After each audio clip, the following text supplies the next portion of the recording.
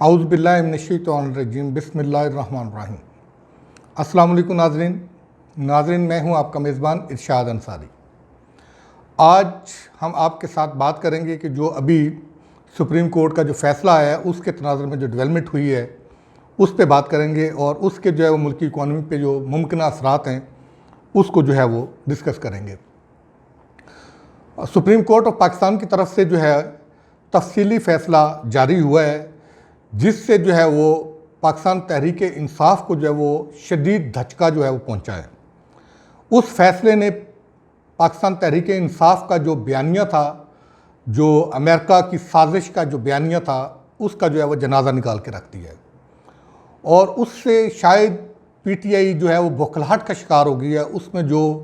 Reaction सामने आ रहा है उससे ये लग रहा है कि वो शायद किसी भी हद तक जो है वो जाने को तैयार हो गए हैं। इस जो फैसला है जो आया है सुप्रीम कोर्ट की तरफ से, इस फैसले में एक जो है जो इजाफी नोट आया है मुअज़्ज़ज़ जज साहब का, वो इंतहाई ख़तरनाक है और वो जो है पाकिस्तान तहरीक इंसाफ के सरबराह इमरान खान और उनके साथ जुड़े तमाम लोग, स्पीकर और दूसरे सदर पाकिस्तान, इन तमाम के ख़िलाफ़ जो है आर्टिकल 6 की कार्रवाई से मुतल्लिक़ है और ये मामला उन्होंने तजवीज़ किया है कि पार्लियामेंट इस पर डिसाइड करे कि आर्टिकल 6 की कार्रवाई करनी है या नहीं करनी। और खुदा न खास्ता ऐसा होता है तो ये कोई ऐसी ही मामलात होगा जैसे कि भुट्टो साहब के साथ इससे पहले हुआ था कि वो फिर बाद में जाके FIR और उनके जो है वो बाकी सारी सिचुएशन आपको पता है आवाम को कि क्या हुआ, कि अल्लाह ना करे कि आगे जाकर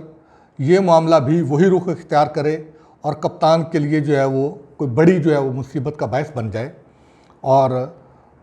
अल्लाह ना करे कोई सूरत हाल कोई ऐसी हो जाए कि जिससे जो है वो मामलात हाथ से निकल जाए। इसमें लेकिन जो रिएक्शन आया है वो इंतहाई खौफनाक है। इसमें तो कोई दो राय नहीं है कि तमाम पॉलिटिकल पार्टीज़ और तमाम जो एनालिस्ट हैं वो ये कह रहे हैं कि इस तफसीली फ़ैसले के आने के बाद पाकिस्तान तहरीक इंसाफ का वो बयानिया बिल्कुल दम तोड़ चुका है जिस बयानिए की बुनियाद पे वो आवाम में कंपेन कर रहे थे और इसका डेफिनेटली जो है वो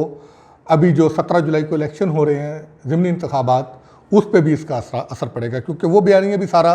अमेरिकन साजिश पे ही खड़ा था और यही वजह है कि उसके ख़िलाफ़ जो है वो पाकिस्तान तहरीक इंसाफ की शदीद किस्म का रद्द-ए-अमल दिया है। और ये तो जो फवाद चौधरी जो साबिक वज़ीर रहे हैं पाकिस्तान तहरीक इंसाफ के, उन्होंने जो धुआंधार प्रेस कॉन्फ्रेंस की है वो तो अल्लाह ना करे, वो तो ऐसे लग रहा है कि जैसे वो तो नई जंग के लिए जो मैदान जंग में उतरने के लिए तैयार हो गए हैं। उन्होंने तो खुली खुली धमकी दे दी है। उन्होंने तो आके वाज़े अल्फाज में जजेस और जर्नैल को धमकाना शुरू कर दिया है। उन्होंने तो ये कहना शुरू कर दिया है कि इनके मुंह को जो है वो खून लगा हुआ है, वो जजेस और जर्नैल्स के जो है वो बंद कमरों में किए गए फ़ैसलों को जो है वो तस्लीम नहीं करेंगे। ये बहुत खौफनाक सूरत है। साथ ही उन्होंने इस बात की भी धमकी दी है कि अब ये मतलब उनका इशारा जो था जजेस और जर्नैल्स की तरफ ही था, एक लिहाज से ये धमकी थी कि अब ये फ़ैसला करना है उन्होंने कि ये जो तब्दीली है या जो ये मामला है, ये जो इनकलाब है, इनकलाब का लफ्ज़ उन्होंने यूज़ किया है कि ये वोट के ज़रिए लाना है या श्रीलंका वाली सिचुएशन जो है वो ला के फिर करना है। इससे पहले कप्तान जंग के जलसे में दो टोक अल्फाज में ये कह चुके हैं, जो तमाम अखबारात में ये बात उनकी जो छप चुकी है, इलेक्ट्रॉनिक मीडिया पे, प्रिंट मीडिया पे ये चीज़ चल चुकी हुई है और इस पर टीवी टॉक शोज हो चुके हैं कि कप्तान जंग के जलसे में कह चुका है कि जी श्रीलंका की सिचुएशन जो है वो होगी। देखें, एक तो ये बयानिया है कि कप्तान जो है वो जंग के जलसे में जैसे वो ऐलान कर चुका है कि जी ये श्रीलंका की जो है वो सिचुएशन होगी, और दूसरा जो तज्ज़ियाकार है उनका ये ख्याल है कि पाकिस्तान तहरीक इंसाफ का जो गुस्सा है वो ऐसे ही नहीं है, बिला वजह ही नहीं है। उनका ये ख्याल है कि गैर मुल्की फ़ॉरेन फंडिंग केस में एक अहम फ़ैसला आने वाला है और पाकिस्तान तहरीक इंसाफ चूँकि ये जानती है और उसने जो दौरान समात जो है वो चीज़ें सामने आई हैं, उससे शायद पाकिस्तान तहरीक इंसाफ को इस बात का यकीन होता जा रहा है कि वो फ़ैसला शायद उनके ख़िलाफ़ आएगा और उसमें शायद पाकिस्तान तहरीक इंसाफ पे पाबंदी भी लग सकती है। और यकीनी तौर पे अगर गैर मुल्की फ़ंडिंग जो है वो साबित हो गई तो बिल्कुल ये ऐसा पॉसिबल है। यही वजह है कि बाद लोग कहते हैं कि ये जो फ्रस्ट्रेशन नज़र आ रही है या इतना गुस्सा नज़र आ रहा है एस्टेब्लिशमेंट के ख़िलाफ़, वो शायद इनको जो है वो दबाव में लाने के लिए कर रहे हैं और डायरेक्ट जो है वो इलेक्शन कमीशन पे भी इल्ज़ामात लगाए जा रहे हैं। और उसकी भी शायद यही वजह है कि इलेक्शन कमीशन को दबाव में लाया जाए। और उसके जवाब में इलेक्शन कमीशन ने भी बाकायदा तौर पे इसका कप्तान के इन बयानात का न सिर्फ नोटिस लिया है बल्कि उसका जो है वो रद्द अमल भी दिया है। और फिर दूसरी तरफ हुकूमत में आ जाएं तो चूँकि ये फ़ैसला जो है वो हुकूमत के बयानिया की एक बड़ी जीत है, कामयाबी है, उस पर वज़ीर-ए-आज़म मियां शहबाज शरीफ ने तो खुलेआम कह दिया है कि इस फैसले ने जो है वो कप्तान के बयानिए को, झूठ के बयानिए को जो है वो बेनकाब कर दिया है। और यही रद्द अमल जो है वो दूसरे रहनुमाओं का है, पाकिस्तान मुस्लिम लीग नून के और इसी तरह पाकिस्तान पीपल्स पार्टी के और PDM की दूसरी जमातों में मौलाना फजल रहमान ग्रुप और दूसरों का भी है। इसके साथ साथ एक जो है बड़ा बयान आया है राना सनाउल्लाह का। उन्होंने आज ये कहा है और एक इशारा दिया है इमरान खान की गिरफ्तारी के हवाले से। उन्होंने वाज़ेह तौर पे कहा है कि अगर वफाकी काबीना इजाज़त दे दे